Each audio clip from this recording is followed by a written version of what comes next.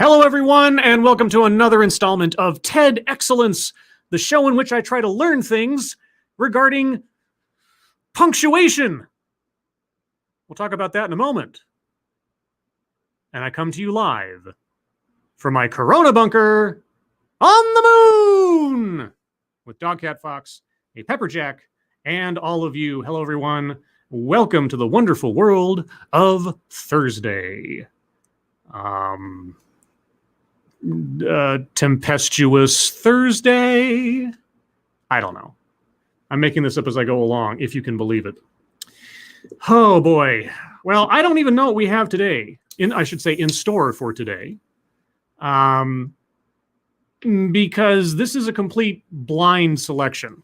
And I'll explain why that is in a moment after I say hello to everyone who's decided to join me on this magical mystery tour.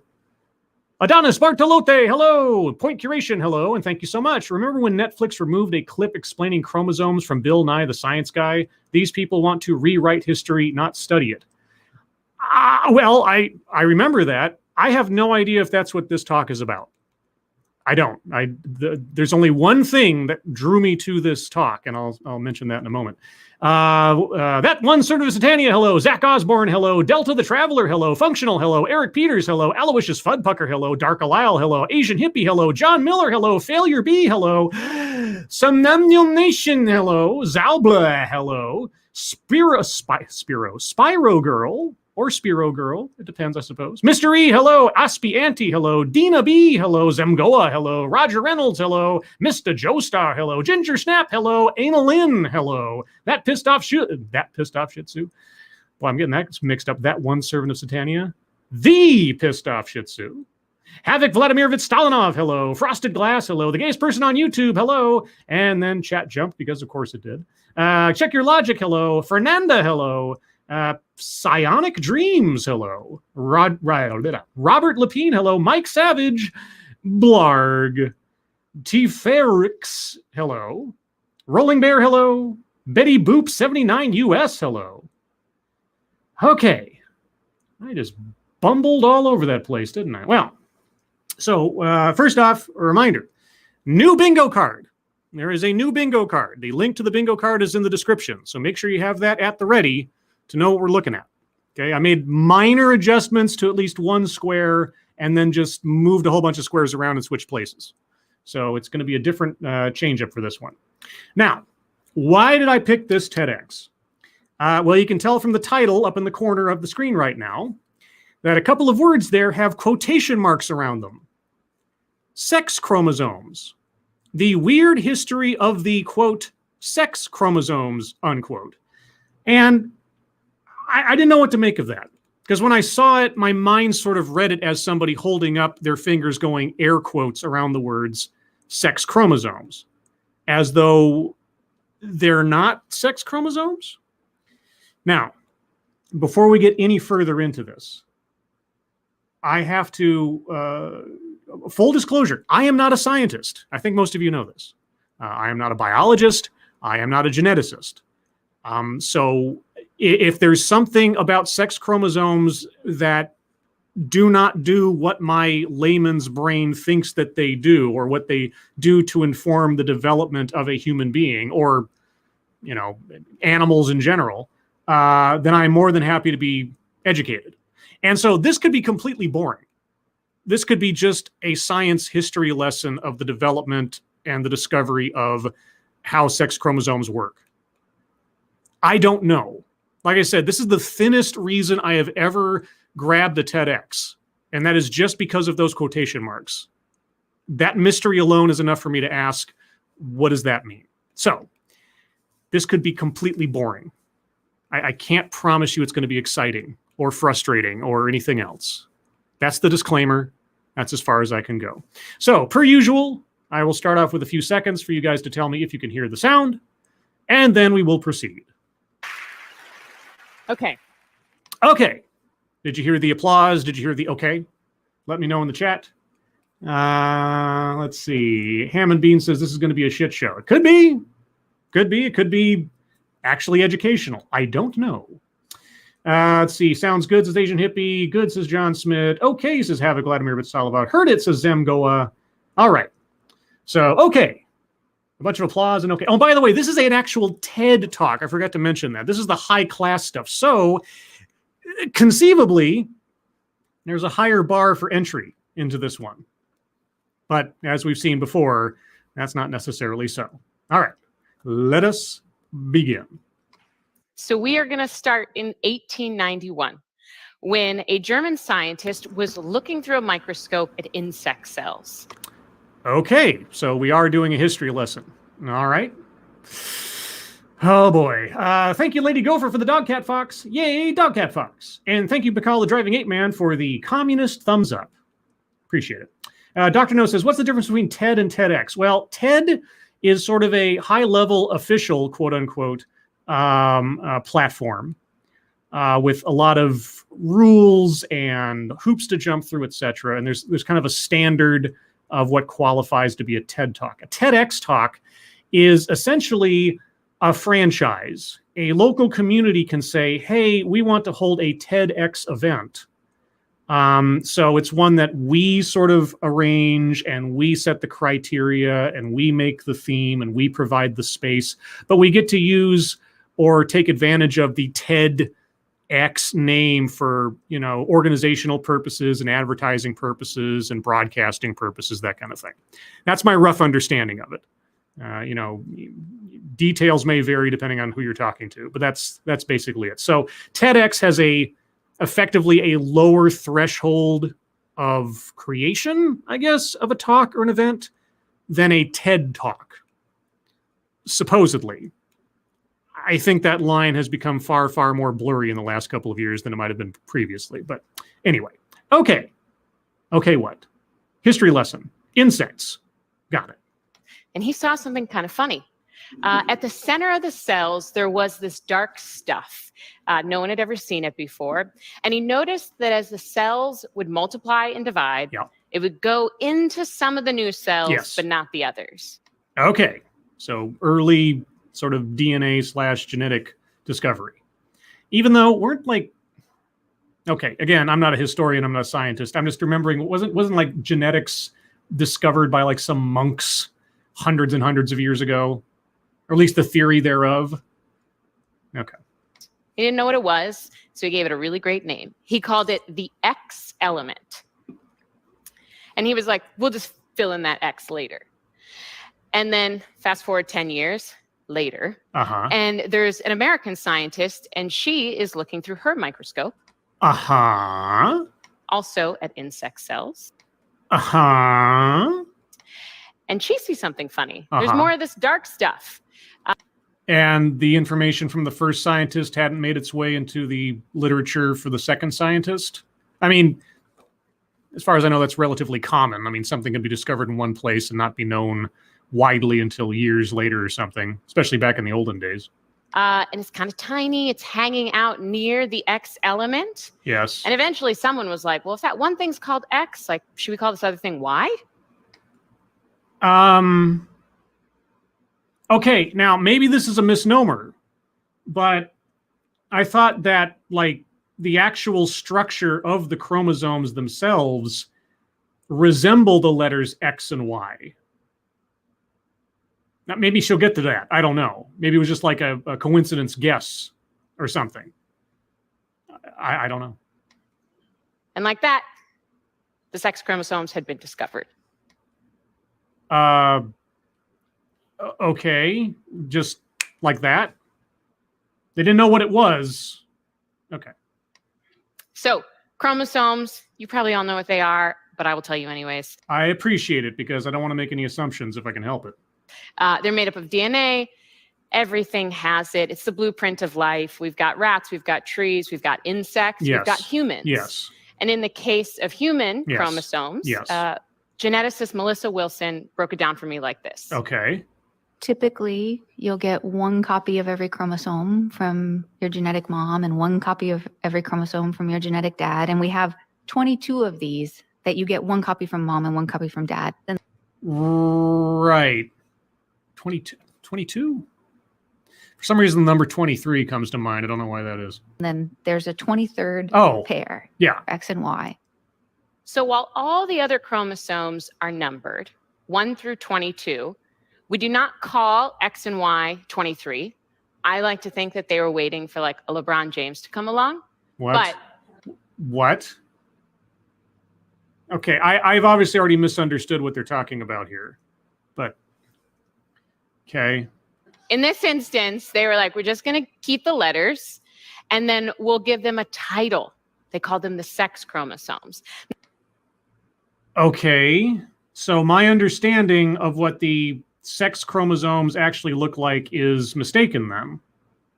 Okay. I mean, the name classification is there, but my sort of mental image of what they look like is not necessarily correct. Is that what I'm to understand? Now, I would wager that in the United States, these are the most well-known chromosomes for one simple fact, that we say X equals girl and Y equals boy. Well, no. XX equals girl and XY equals boy. Unless I've got that one wrong. And if we're not talking about actual physical structure of the chromosomes resembling letters, then we're just talking classifications. But okay, it's XX girl, XY boy. Right? That they are responsible for sex. And I had to learn this, but when I'm talking about sex here, I'm talking about the way biology gives us gonads, right? Which are our ovaries and our testes. I'm not talking about gender, which Let me take a drink. Okay. is how we identify. And so as a reporter at the show, Radio Lab, the audio documentary program I work for. Oh, you're a reporter at Radio Lab. Okay.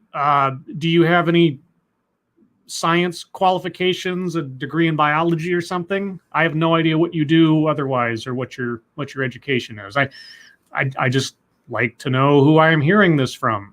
I was like, what's up with these sex chromosomes? You know, like that's kind of my job. I think things are weird. And then I get to call people about them and ask questions, and then hopefully they answer.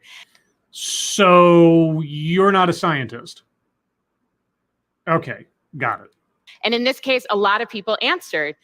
And in the 2 years I had of reporting on X and Y as part of Gonads, the series on sex and gender I ended up doing for Radiolab, I found out that these two chromosomes live in a world that is unexpected, a little unsettling, where things that I thought were facts were like twisted in ways I hadn't seen before. Okay, this is all leading up to something interesting, I'm sure. And the fact that you just used the word unexpected, and I just happened to pick that for part of the thumbnail because I needed a word with an X in it, and I needed a word with a Y in it to make the visual gag work. I just like to think that that's just kismet.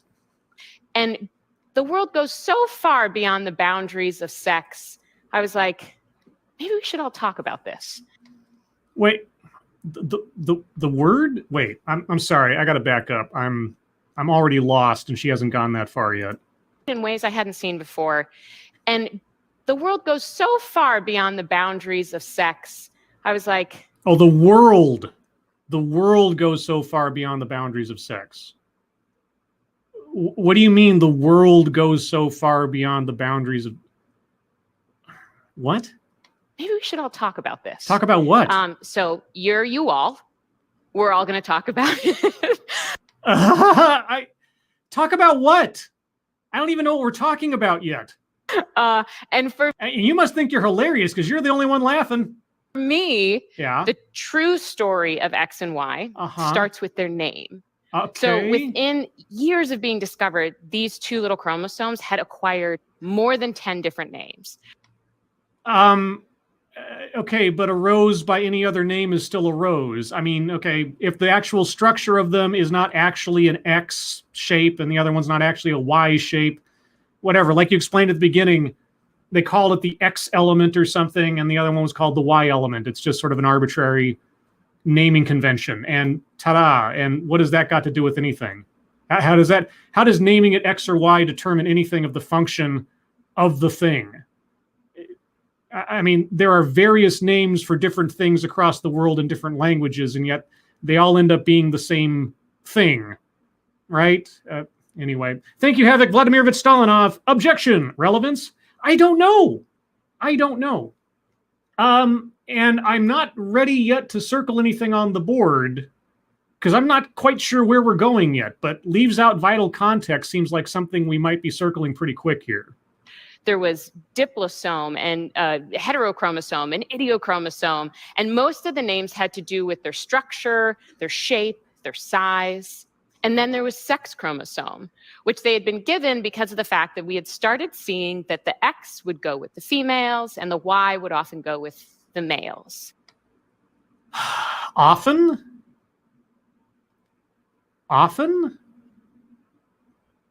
Okay, and don't get me wrong, I understand there are chromosomal anomalies, there are birth defects, there are people with, all types of different things. So sure, there's not a hard and fast rule all the time. Everything works exactly one way, 50-50. I get that. But isn't that the normal differentiation between male and female, XX and XY?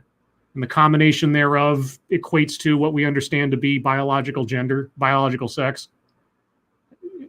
Am I that far off base? But scientists were like, do we really want to call them sex chromosomes? Well, do they or do they not have a function that determines the development of biological sex? I mean, do you have an example of a full-fledged male with 2 X chromosomes, and is that a normal occurrence? And vice versa, do you have an XY chromosome person who is a normally developed female, and is that a normal occurrence? I don't know. You tell me.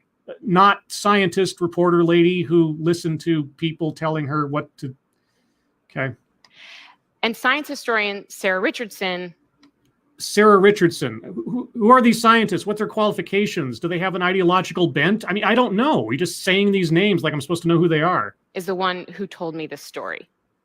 For 3 decades, scientists were like, you should not call them the sex chromosomes.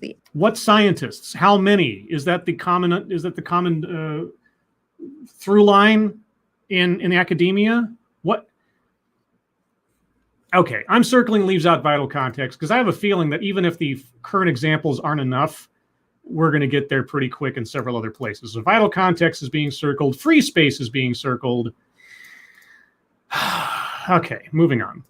X and Y have many functions, and you wouldn't assume that a single chromosome controls a single trait. Imagine calling one chromosome the urogenital chromosome, or I don't imagine that a single chromosome controls a single trait. I imagine the combination of 2 chromosomes determines traits. That's why it's XX and XY, not just X and Y. Am I completely off base? I mean, regardless of the actual physical structure, which is still in my head as the XY shape, isn't it on average? I'll just say that to cover my bases. On average, it's XX for female, XY for male. It is not one determines one or the other. It's the combination of the two make a whole different thing.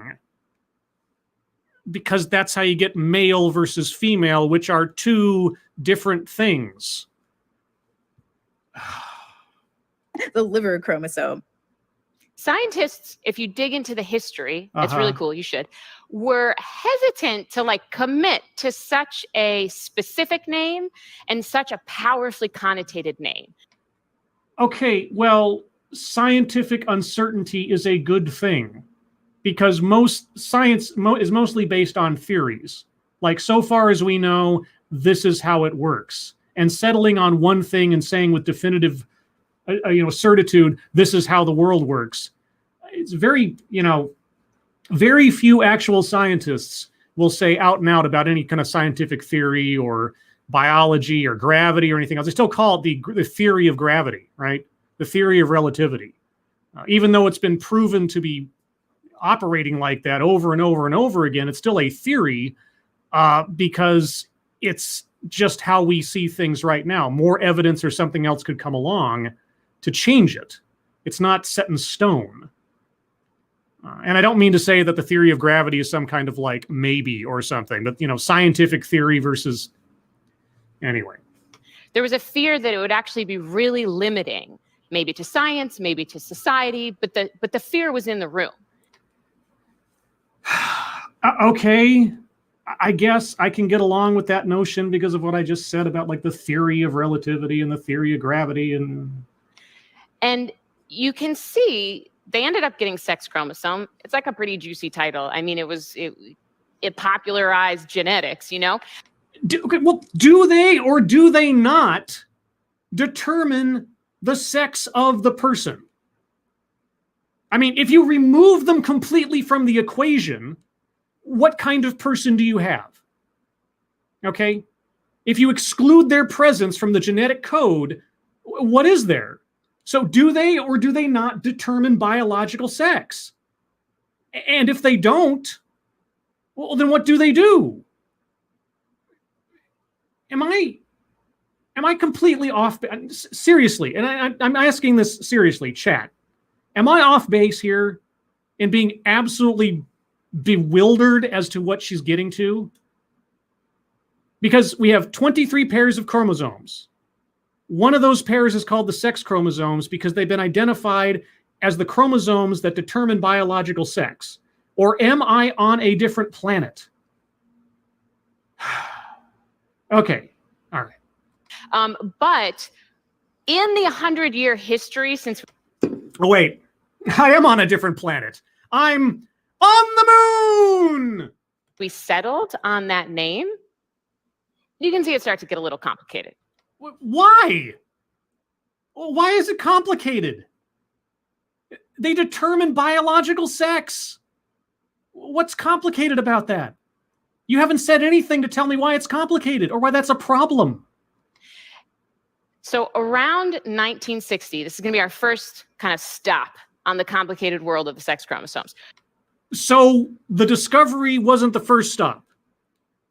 The arbitrary naming convention wasn't the first stop. 1960 is the first stop. Okay. So around 1960, we had discovered that you could be XYY. They discovered an XYY man. An XYY man. Yes. Okay. Sure. That has happened. Is that usual? And to digress a little here, it turns out that the model of X equals girl and Y equals boy is really simplistic. Yeah, it's too simplistic because it's XX equals girl and XY equals boy. Anything outside of those two things, as far as I understand it, is a chromosomal anomaly or a chromosomal defect, a birth defect. And in case anybody wants to know, when I say that, that is not a judgment of a person's worth. I can't count how many times I've been in either heard conversations or been in conversations where saying that phrase, birth defect, genetic defect, is somehow interpreted to be a judgment of worth or value or something on the person who possesses it. Not the case. That's just what they're called. Just saying that because, I don't know. You can actually be a whole bunch of different combinations of X and Y. And are you any more or less a biological male or female as a result? Wait, XO? What's O? What? Okay, well, putting down my glasses for a second. You have two columns there. Two columns. Male and female.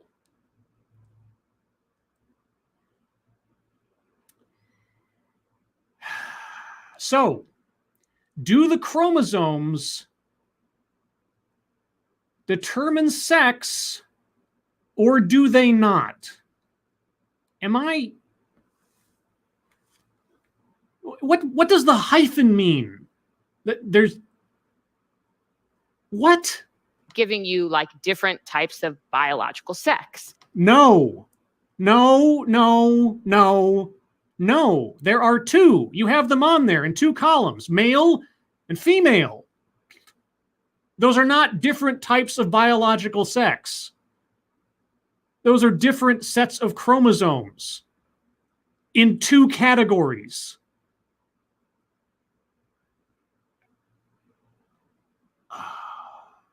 But tell me something, and I'm asking abstractly to our speaker.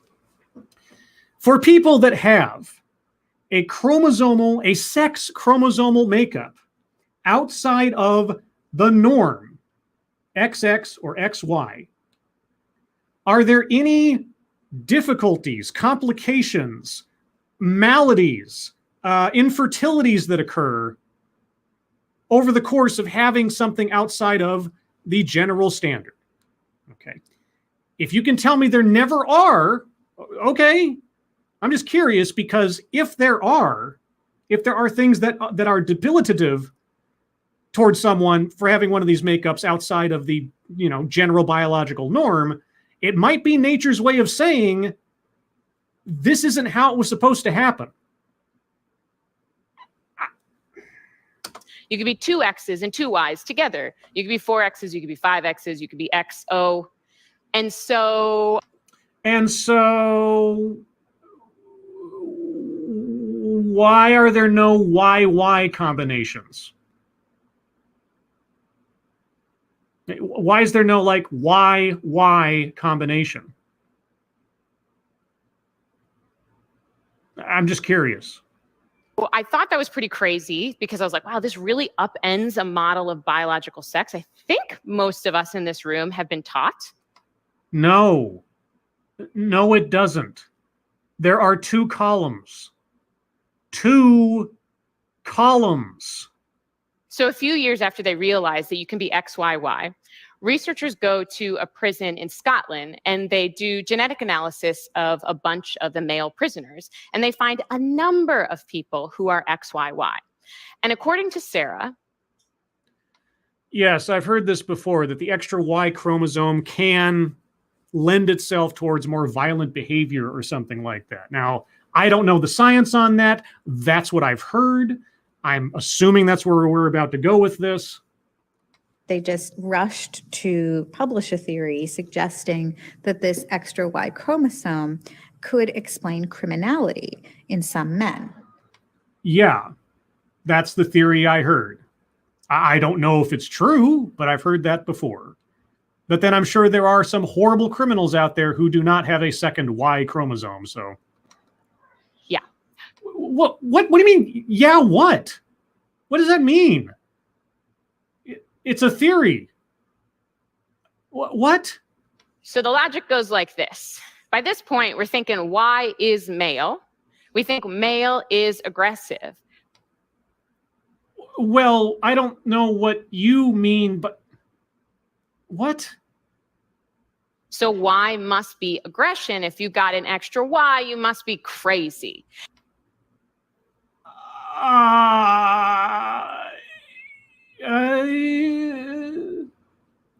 Faithless, yeah, or was it Alien 3? It was Alien 3 where they brought up the double Y chromo boys. I think they called them that. Double Y, something like that. Yeah, maybe that's where I heard it, or I mean I've heard it elsewhere, but I'm confused as to why the reaction of the audience was like, "Oh," and she's like, "Yeah." I'm like, "What?" I am obviously missing something here. But Y equals crazy. I am sure there are some XYY men in the world who are not criminals. I am pretty sure. Prove me wrong, I guess. And like we went nuts with this theory. We called it the super male. They started scanning more prisoners, serial killers. So they were trying to test the theory to see if there was any evidence that might be true. Okay. Boys. And in all seriousness, there was actually a suggestion that we consider aborting XYY fetuses. I'm guessing that notion didn't get much traction. Otherwise, you're talking, I don't know, eugenics. Okay, gratuitous pausing for effect. I'm not even sure what's going on right now, but I'm circling that one. I don't even know where we are or what the point of this is yet. It's like, okay, so we shouldn't see Y as male. Is that it? I mean, can there be deviations from the norm? Yes, that's science, that's systems, and so on and so forth. What is the point? So in 1980, this theory pretty much toppled for a number of reasons. Okay, you found people who had double Y and weren't criminals, maybe? One, there had been this really large study that basically showed there was no connection between Y and violence. I think. Wow. Okay, well, there you go. So we know now since the 1980s that's not true. What are we talking about? I think we all saw that coming. No, I don't. I don't see anything coming because I don't know what you're talking about. When it comes to science, I'm not a scientist. It doesn't sound like you are either. So if somebody says, we see a prevalence of serial killers who have an XYY chromosomal makeup, like, okay, well, there's a theory. Obviously, it must be wrong. Why? Why would I see that coming? I'm not a scientist. Like it's some kind of moral judgment call on someone for their chromosomes? What? And then there was one other thing. Going back and looking at those original findings in that high security psychiatric institution, they had also found a high number of individuals with an extra X chromosome. So these are XXY as opposed to XYY. Okay, and so chromosomal makeup does not determine your personal character. I agree. Was that the door we're pushing at here? Really? Yeah. Now, they never claimed that the individuals with an extra X chromosome were super females. They never investigated whether they had higher rates of violence. Okay, so were they not men? Did they not have testicles and a penis? Did they not produce testosterone?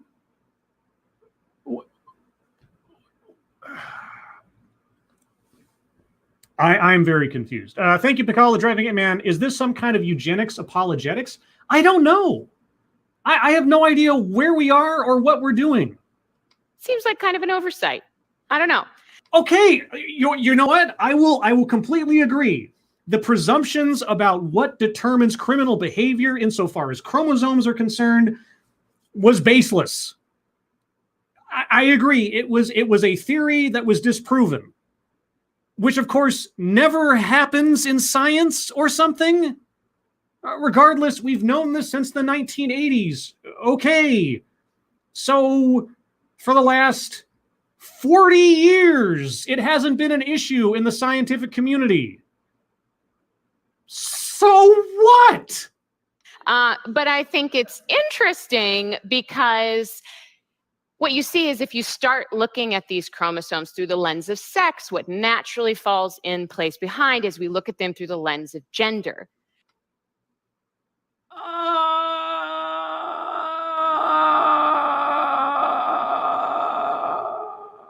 Yes. Yes. Yes. And the traits that we associate with genders. Yes. You know, gonads versus ovaries. You said it yourself. What?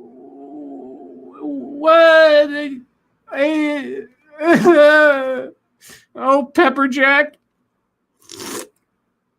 You my only friend. So men were violent and Y explained why they were in prison. The X did not do that because, like, you know, what's X? We don't associate it with violence. But X gonna give it to you. And while we don't believe in super males today, God, I hope we don't believe in super males today, there is a very similar conversation that's still happening around inherent violence in boys and biology. Yes. Toxic masculinity is a thing that is brought up over and over again.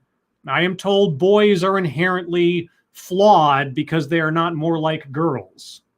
So I will get on board with that being a prevalent claim.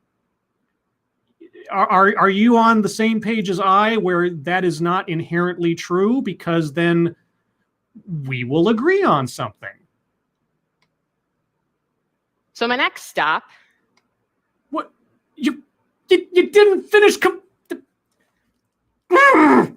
On the weird world of X and Y, or things feeling a little topsy-turvy, is 1985. What is topsy-turvy?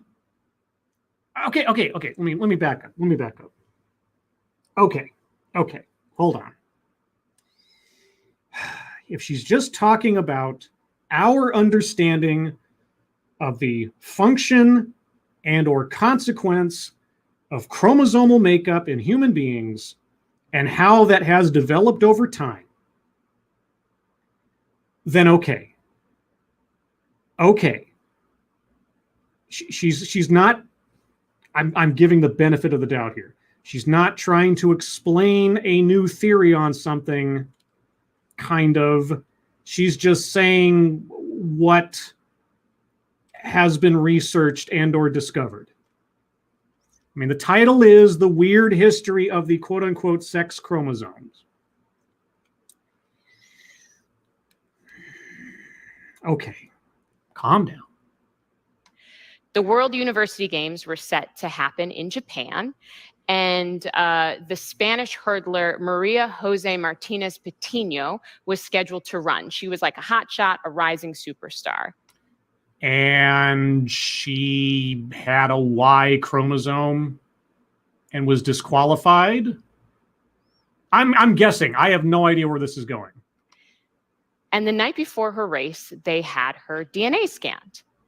Now, at the time, this was a thing that they were doing because they were like, okay, we don't want men covertly racing as women. Uh-huh. This is 1985. Okay.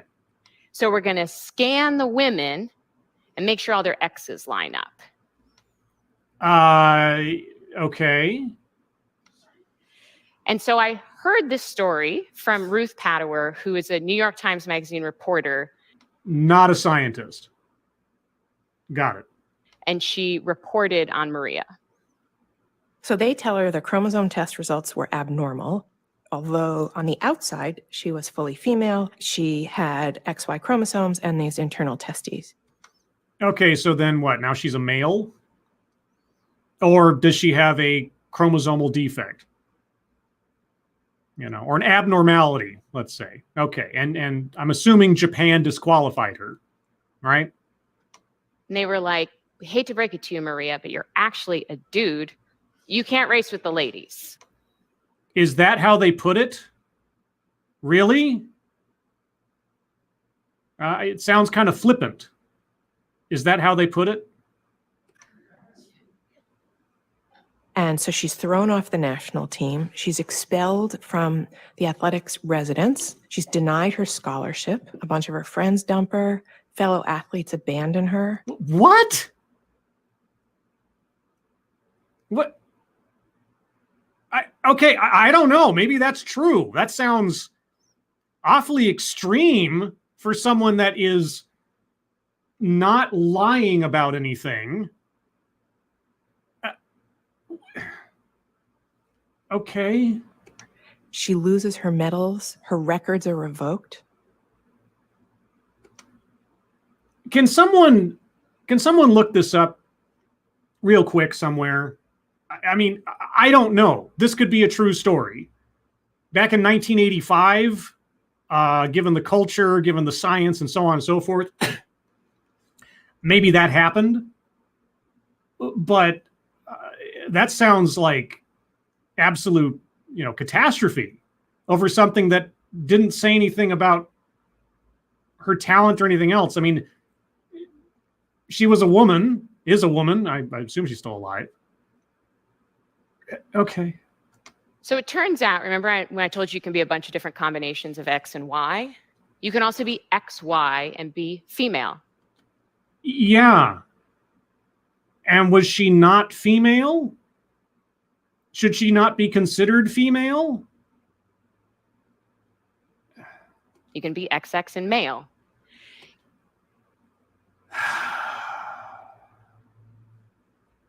Okay. I don't know where we're going now.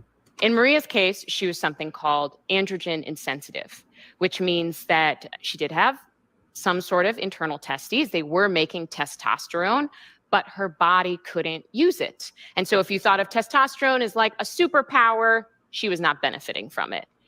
Wait. Her body couldn't use it? Why not? I mean, was it counteracted by the estrogen or something?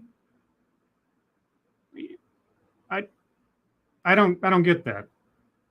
Thank you to call the Driving Ape Man. Bell anecdote that never happened. Circled it 1985. Really?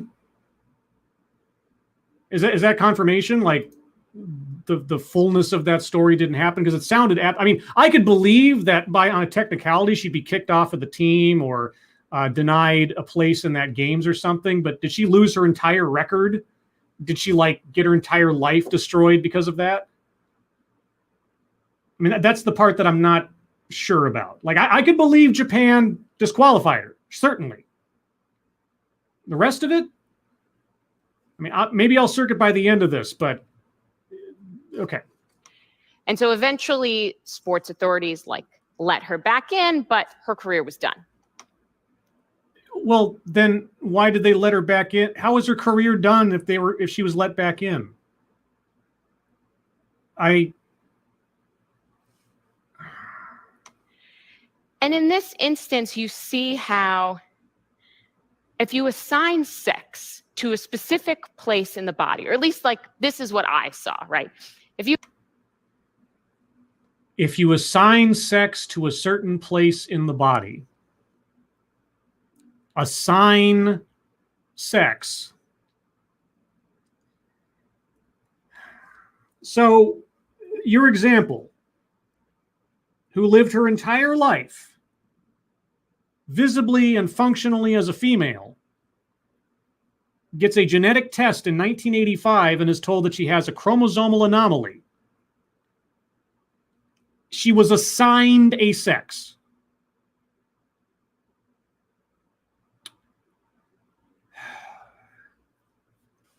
Okay. You assign sex to a specific place in the body. It somehow makes us think that we can go into a body, look at a specific place, and tell someone we know something more about them than they know about themselves. You just told us that she had no idea that she had gonads until after they did a test. So they knew something more about her than she knew of herself. It doesn't say anything about her as a person. It doesn't assess anything about her and her talent or anything. Did my brain just disconnect from my spinal column or something? And that feels terrifying to me. And we don't genetically test female athletes anymore. We don't? Okay, I don't know. Don't we? I have absolutely no idea, but okay, if you say so. But you can see very similar conversations happening when we talk about testosterone in sports. You can also see it in suggestions that we take transgender individuals and we genetically analyze them and we tell them who they are. if someone is known to be transgender, then you know what sex they are.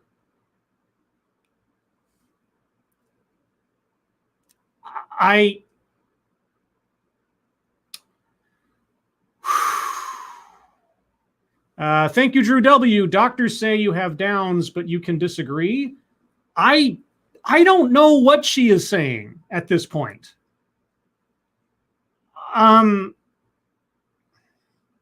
Okay, well, speaker, then why divide the genders in sports at all? I mean, seriously, why do it? I mean, if you have a person who is by all physical observation a man, well, maybe it's actually chromosomally a woman. So even without any kind of declaration of transgender, should just we mix men and women together on the football team regardless? I mean, if you think that is the solution, a more equitable solution, by all means recommend that, I guess. I'm not quite sure what kind of results you're going to get from it, but go ahead. I guess. That is real. That is a conversation that has happened. Yes, it is, because do you want a full-grown man going up in physical contact sports with full-grown women? Do you want a biologically, sexually dimorphic male, competing in the same league as natural-born women? If you're cool with that, well, good for you, I guess. I don't know if that ends up being fair, but maybe we're not talking about fairness here in sports. I don't know what we're doing. Recently. Yeah, no, I know recently. I pay attention to the news. The last place that I'll share with you where these chromosomes got complicated for me is this one thing that Melissa told me. You can't survive without an X chromosome. No. Yeah, I think we kind of got that because I asked, why are there no YYs? It's the oh my God. No matter your gonads, no matter your identity, every single human being has to have an X chromosome, because without one, the rest of your body doesn't develop. Oh, okay. So they are sex chromosomes then, are they not? Why do we call this the female chromosome? Okay, this is something I'd never thought about, but literally. Do we call it the female chromosome? I call XX the female chromosome. I call XY the male chromosome. Did I miss something? Did I have a teacher in school that just gave me the erroneous estimate of what a male and female chromosomal pair is? Did I miss something? Literally every single person in this audience has an X chromosome. I am not lying. Wow, thanks for telling me. I already knew that. Every single person on the planet has an X chromosome, but no one's going around going like, oh, this is the every person chromosome. What are you? Okay, again, maybe I have lived some kind of strange, multidimensional, sheltered universe life or something where everyone else just thinks of X as female and everybody else thinks of Y as male when it comes to chromosomes. Where in my head and how I was taught is that a female chromosomal pair is XX and a male chromosomal pair is XY, and these combinations, on average, determine female and male. Not one by itself, not the other by itself, the combination thereof. Maybe I have been informed in a way different than her and everybody else. But even if I have been, even if I've been operating under a mistaken sense of reality this entire time in my life, if people do refer to the X chromosome as female and the Y chromosome as male. So what? You know, like, Oh, thank you, Bacala Driving Ammon. Did you say 1985 Japan Summer Olympics not found? No, not the Summer Olympics. It was like the World something Olympics. It was some other, it was a World something. It wasn't the actual Olympics. She said it was like the World. I'll have to back up and find it, or somebody else is going to have to look up and find out where that was. I don't remember now. Okay, some emulation says Maria Jose Martinez Patino has a wiki page. Okay, so I need somebody to tell me, is her, and she can be a little bit off on the details that she was summarizing, but was her entire career, social life, team members, the whole shebang, upon that revelation, was her entire life destroyed on that revelation? Because that's what she said. Some emulation says World University Games 1985. Okay. like, bro, somehow it's over here, like the Y's over there, and they must be really different. And I'm just like, oh.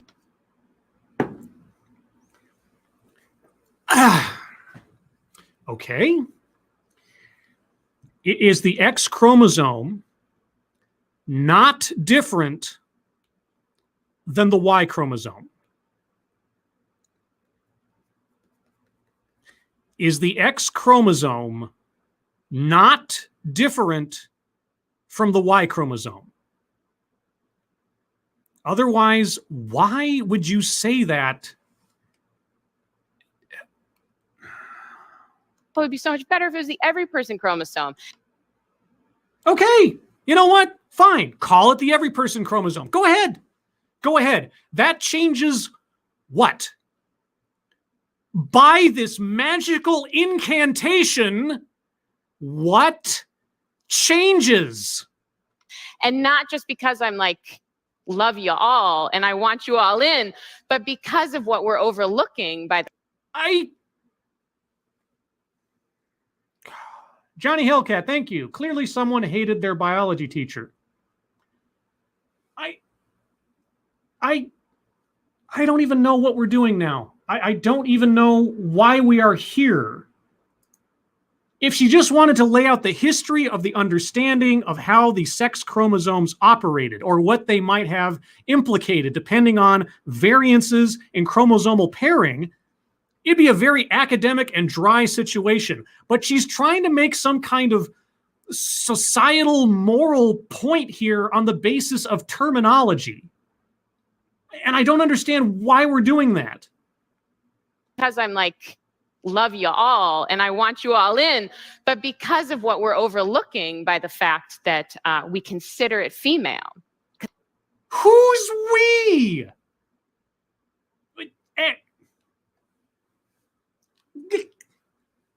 XX female, XY male. Individually, these things do not determine anything. That's why we don't have single chromosomed human beings. It is the combination of the two that is determinative. It is not the one or the other. It is the combination of the two. They are two different things because it's two different pairings. Good God. Havoc Vladimir Vistolinov, thank you. Does this out-of-place 80s movie extra have a point, or did she mainline espresso into a vein before she got on stage? I don't know. I don't know. I don't know. Fine. Call the X chromosome the every person chromosome. And then when you put two together, guess what that becomes? The female chromosomal pair. And I don't mean pair like an apple, but not. I mean like two together because it makes a single thing, a different thing than an XY pairing.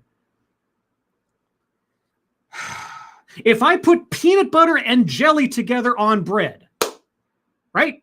And then I put peanut butter and vinegar together on bread, do I have the same sandwich? Huh? Even though peanut butter's there? Jesus. Thank you, Kingslayer Damocles. The only time I've heard the X and Y chromosomes referred to as male and female chromosomes is a reference to the second chromosome in the pairing. Yeah, because it's the pairing. Because I'm going to tell you one of the craziest things I found out, which is when you think about the X chromosome, of the almost 1,100 genes on the X chromosome, how many do you think have to do with sex and reproduction? I don't know. This will be new information for me. Or if it's not, then I've forgotten from my biology class or whatever else. Okay. But tell me this, and I'm very curious to know if she can tell me this. Do those genes reside on any other of the 22 chromosomal pairs? Do the genes that determine sex reside on any of the other 22 chromosomal pairs? Because if they don't... It's like, get a number in your head. Okay, I'm getting a number in my head. 4. I don't know. Tall person, thank you. Hoy all. Today is both International Day of Friendship and Share a Hug Day. Aw. Well, Dogcat Fox is my friend. He can't hug me, so I'll pretend that my pepper jack is one big, warm, inebriating hug. Oh. 4%. 4%. That's okay. Well, I was right when I said 4. I thought you were going to give us the actual number, but 4. Okay. Is that 4% present on any of the other 22 chromosomal pairs? Because if the answer is no, then it is not incorrect to call the 23rd pair the sex chromosomes. That means 96% of the rest of that chromosome is doing something that has nothing to do with your gonads. And the other 22 pairs of chromosomes do what insofar as determining biological sex? And I guess as all of these sort of, some of them social stories, some of them scientific stories, some of these facts started to add up, I just thought, like, okay, we must be getting to the point now. She's only got about 30 seconds. 45, whatever. Okay, what was your grand conclusion from this fantastical mystery tour of information and declaration and half-baked ideas? Why are we calling these the sex chromosomes? Or if we are, like, maybe we all like that name, should we just allow ourselves to think about them a little more broadly? Which of the other two pairs, sorry, my brain has left me. Of the other 22 pairs of chromosomes, which ones contain that same 4% gene count that determines biological sex? I am willing to allow for the possibility that they do exist elsewhere. Even though you've already told us we cannot exist without an X chromosome of the 23rd pairing, if those two chromosomes on the 23rd pair are not the determinative chromosomes of biological sex,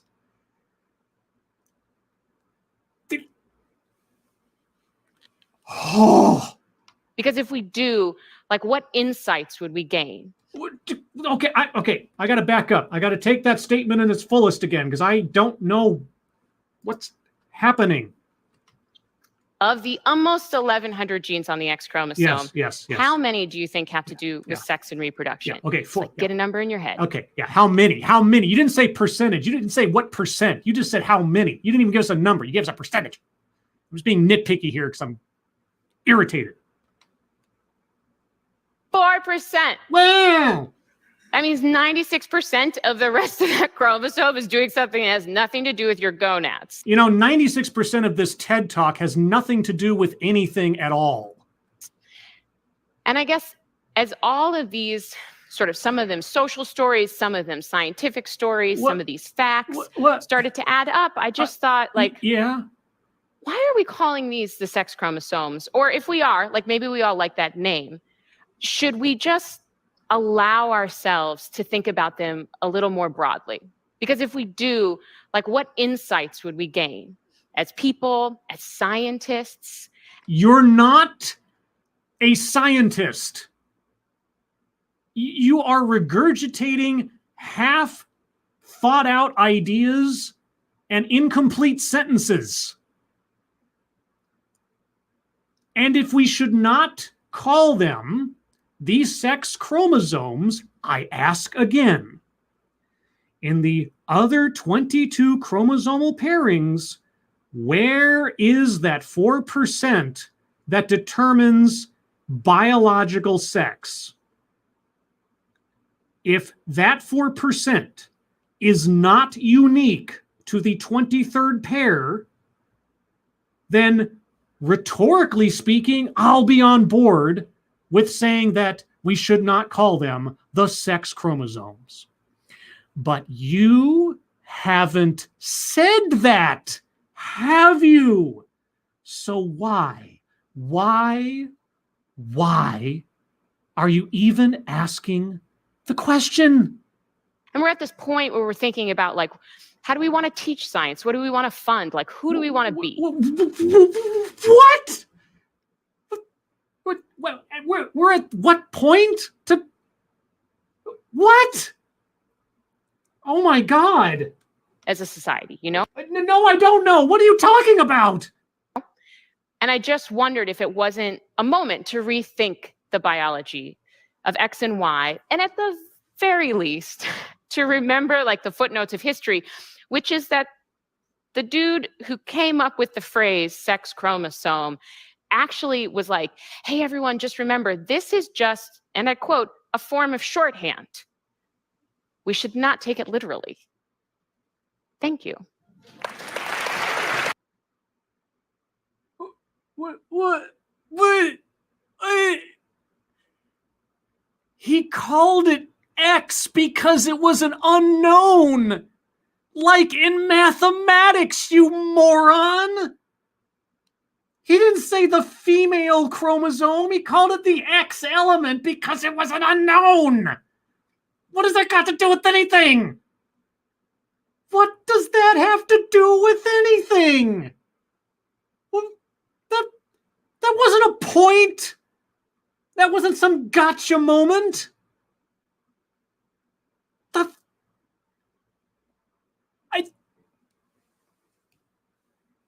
Oh my God. Oh my God. What did I just listen to? What? Okay, you know what? I don't even care now. Okay.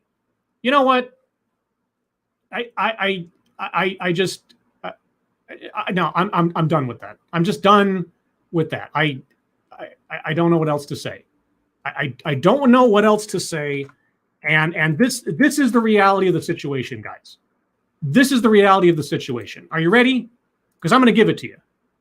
Not X is going to give it to you. Oh, no. Not X is going to give it to you.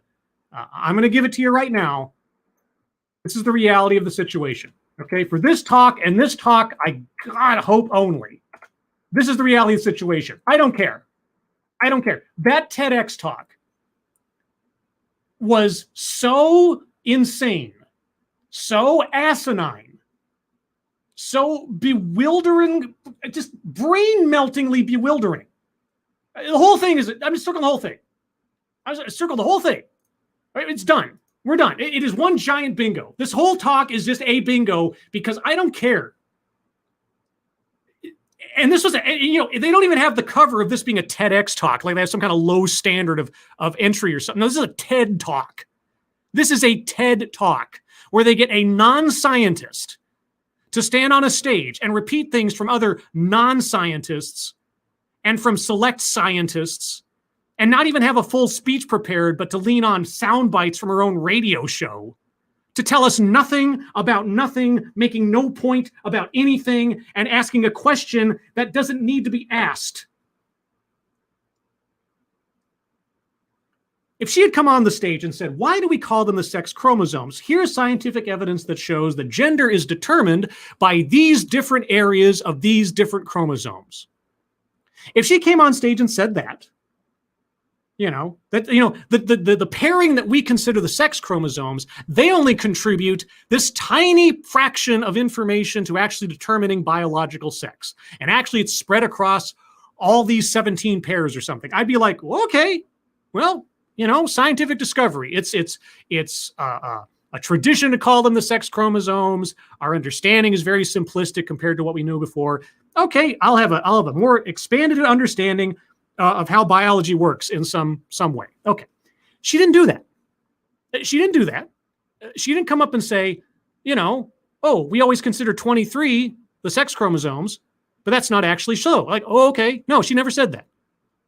All she said was a very tiny fraction of the chromosomes in this pair actually determine biological sex. Like, so they remain the sex chromosomes. Oh, but the X chromosome is called the female chromosome. Okay, so call it something else. Will it function differently? Will it being paired with another X chromosome not become a female on average, or a Y chromosome for male on average? What are we even doing here? What are we doing here? So, yeah, guys, I'm not. You can argue on specific circles or squares I should have circled or anything else, but honestly, it's a pass. I give this one a pass. This was the dumbest, the most pointless, the most infuriatingly non-intellectual TED Talk I have ever witnessed. Ever. I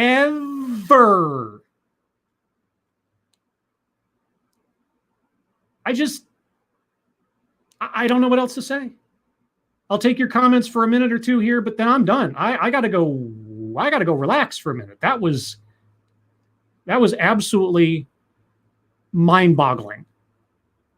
So if you have any comments or questions or observations, guys, put them in the chat now, and then we'll wrap this up. Faithless says, can we link this rant as a comment on their video? Okay, please don't. I don't need anyone going after these talks or anything on my behalf. That is not what this is here for. I mean, if you want to go watch it and put your own comments from what you've heard here of your own accord, fine. I just want to leave this here for whoever comes along, because you've heard everything that was on that talk. So whatever you want to say about it, entirely up to you. But please take no action as though it's on my behalf. None of that. Okay.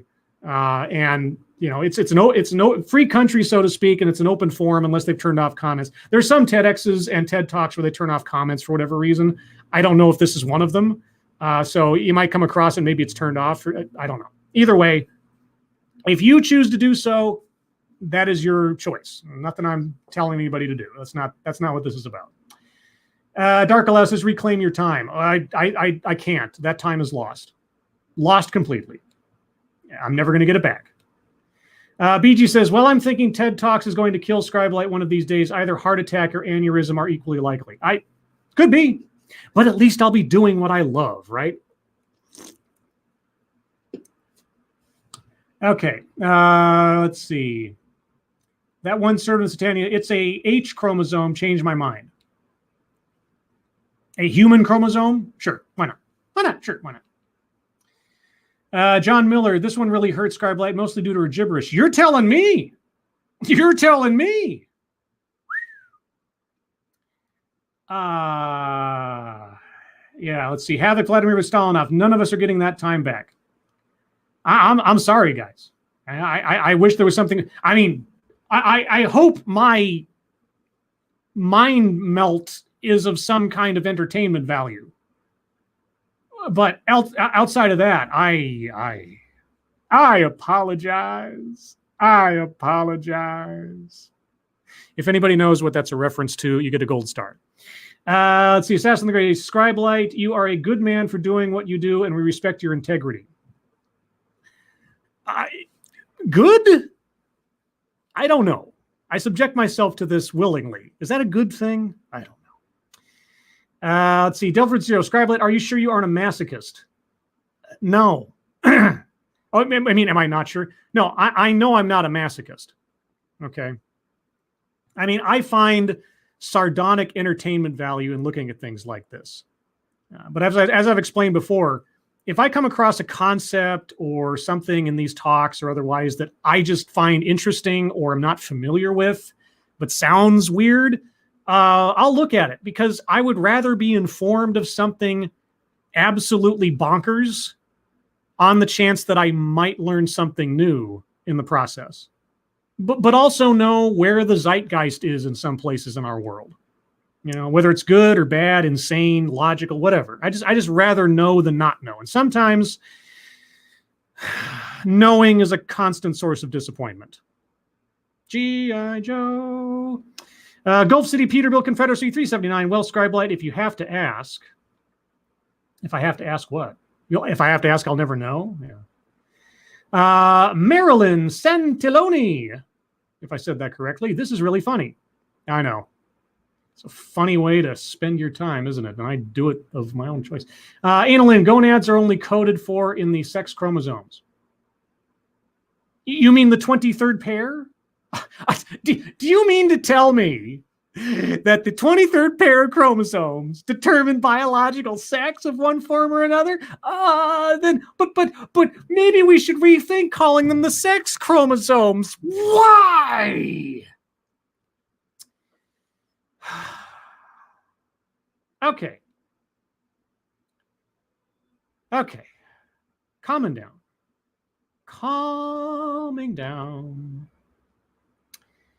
Guys, yeah, I'm going to end this here because we have had an experience together, one that I do not think will be replicated anytime soon, at least until the next TEDx. So everyone, thank you so much for joining me for whatever the heck this was. Thank you for your attendance. Thank you for your participation. Thank you so much for your generosity. I really do appreciate it. If you would like to hear more from me, or Satsu 2 Cents, or Ranting Monkey, all three of us can be found tonight on Satsu 2 Cents' channel at 6 p.m. Pacific, 9 p.m. Eastern for the Lords of the Night, where we will go over the news of the day, news stories you submit to us, what we've been up to on the intertubes, and then your questions and comments. Now, I'm going to go try to recuperate. Somehow.